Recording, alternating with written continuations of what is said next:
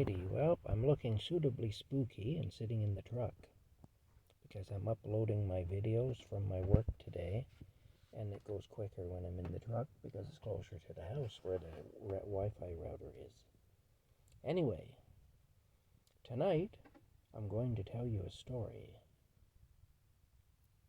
Sounds like an episode of The Twilight Zone. Imagine a world. Anyway, I'm going to tell you a story. This is a story from my high school days, and this is a story about one of my teachers, and his name was Mr. Scatalone. And I'm going to tell you all about Mr. Scatalone. Mr. Scatalone was a pretty cool guy. We kind of give him a hard time, but he was a pretty cool guy, really. He come from Nova Scotia, and he was a young teacher when he came to our school. I think he taught geography, if I remember right. He was our geography teacher. And anyway, Mr. Scatalone, the story behind him was he was very nearly a professional hockey player. Apparently, he was quite talented on the ice. He was very small, though.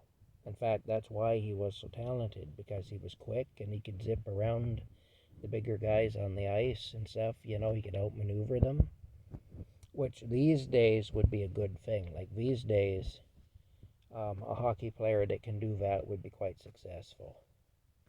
But in the early to mid 1980s, that was still very much the goon era of hockey. And so hockey players, they were built like refrigerators for the most part. You know, they were built like an old Kelvinator Frost Queen. You know, they really were. I mean, these work guys, these were big guys. These were basically great big bricks on skates. That's what they looked like.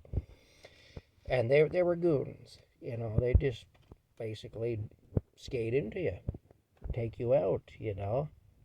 And what he was told is that he could have a very good career in hockey, but only a short career. He'd maybe last a couple of years before he'd be so badly banged up that he wouldn't be able to play anymore.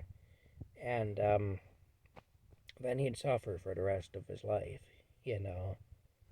That'd be it. Because he'd be just wrecked. He'd just be physically wrecked because the big goons would just beat the tar out of him, you know. And so he decided on a teaching career instead, and that's what he did. He became a teacher because he didn't really feel like playing a couple of years of professional hockey and then spending the rest of his life in traction. So he became a teacher. Anyway, awful good guy, but we used to give him kind of a hard time anyway sometimes.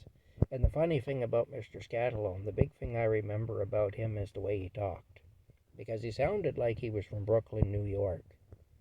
He'd use Z's instead of S's at the ends of certain words and stuff, like boys, you know, not boys, boys, you know. And his favorite thing to say to us when we were giving him a hard time is, "I'll kill yous, boys. I'll kill yous all," you know. And we used to make fun of him. We used to imitate that. You know, we would go around, "I'll kill yous, boys. I'll kill yous all."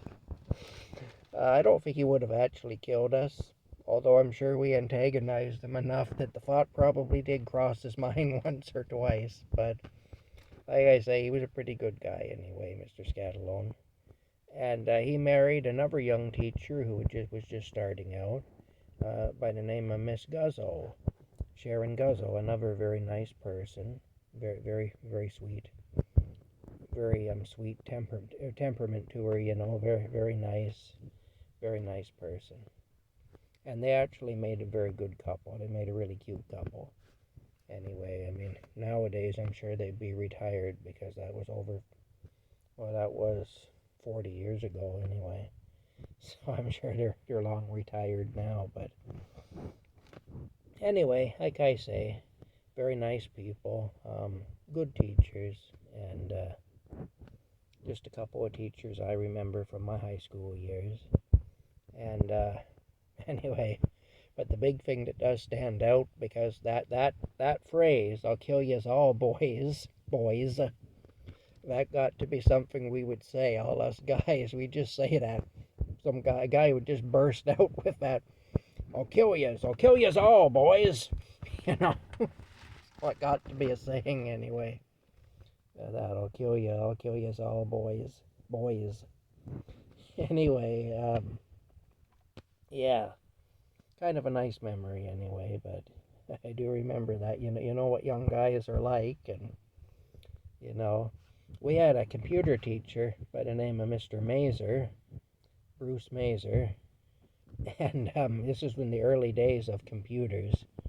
And when you're doing computer programming, you do lines and lines of all this code, like write line dash 665 backslash whatever, and you do all that.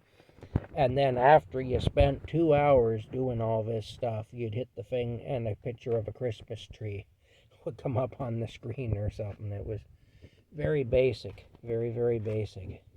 And Mr. Mazer, he was all excited because somehow, I don't know how the Catholic school board, the separate school board swung this, but somehow the separate school board managed to get its hands on a bunch of really ultra-modern computers. And they were called Icon computers. And I remember he was really excited about that anyway. And, yeah, like I say, very basic, though. By today's standards, these things were nothing. They were quite impressive back in the day, though. Of course, there was no internet, really, back then or anything. It was just... Computer was basically just a glorified word processor and bookkeeping machine, really. But still, it was interesting. I mean, kind of neat to be able to look back and remember that. But I remember one time Bruce Mazer was built like an eraser. He was short and he was thick, though. He was very thick. He wasn't fat, he was just thick. And he looked like he might have been Hispanic or something, because he had kind of olive skin and he had the mustache, the requisite Hispanic type mustache and stuff. And I remember, anyway, but he was built like one of those short water heaters that you see sometimes in apartments or whatever. One of those short water heaters, He stood probably about 5 feet tall, but like I say, he was built like a brick, he was. And I remember one time a bunch of the guys in my class, they picked him up, and, two of them did. One of them got up around his shoulders, and the other one got him by the ankles, and they just tilted him sideways. They just tilted him like that. Picked him up, and they carried him out of the room. He was facing us. He was sideways at an angle, one guy on each end of him, and they carried him out of the room and set him down in the hallway. I remember that anyway. That was kind of funny. But that was Mr. Mazer anyway, and again, he was a nice fella. And we had a French teacher who was called Madame Rochelot, and she was very tall. And she was like in the old movies from back then during the Cold War, the way they portrayed Russian women as being big, and kind of tough looking and stuff. Well, that's what this lady looked like anyway. Again, nice person, but she just had that look to her anyway. And she was the French teacher, and they lived in the same building. They lived in the same apartment building, and oftentimes he would drive her to work. They carpool, he'd take her in his car. Of course, the guys would see them arriving at work together, and so then, of course, the rumors started about Mr. Mazer and Miss Rochelot. And I remember this one fella in our class. He was kind of a smart aleck, He was a good guy. He was a good-natured guy and everything. Funny, really funny, but a smart aleck. And there was a song back then called Romancing the Stone. That was the title of the song. I'm romancing the stone, Anyway, it's back in the 1980s. Anyway, this fella, Mr. Mazer, came into the room early one morning. He said, "Oh, I saw you and Miss Rochelot getting out of your car," he says. Are you romancing the stone, Mr. Mazer? Poor Mr. Mazer, he turned all red, and everything. Anyway, he was a nice guy. We kind of give them a hard time, but they were all right. We had some pretty good teachers, really. They put up with a lot from us. They did. We weren't always easy to deal with. Of course, we had one teacher that got a bunch of the ringleaders outside because he was going with another teacher. He was going, and not the same one that I talked about earlier. This was a different teacher. But they were giving her an awful hard time when we were in grade 8, this was. And this teacher who was ended up marrying that teacher too. There were a few marriages came out of those meetings, when they were teaching together in our school. And but he was going with her at that time, and a bunch of guys in my class were giving her a hard time. She'd run out of the room crying sometimes. She would, this lady, because of things that the guys were doing to her, and just really giving her a hard time.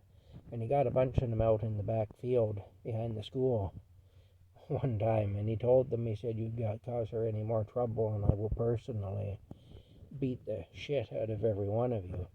And he would have, too. He was a former correctional officer. He wasn't a guy to fool around with.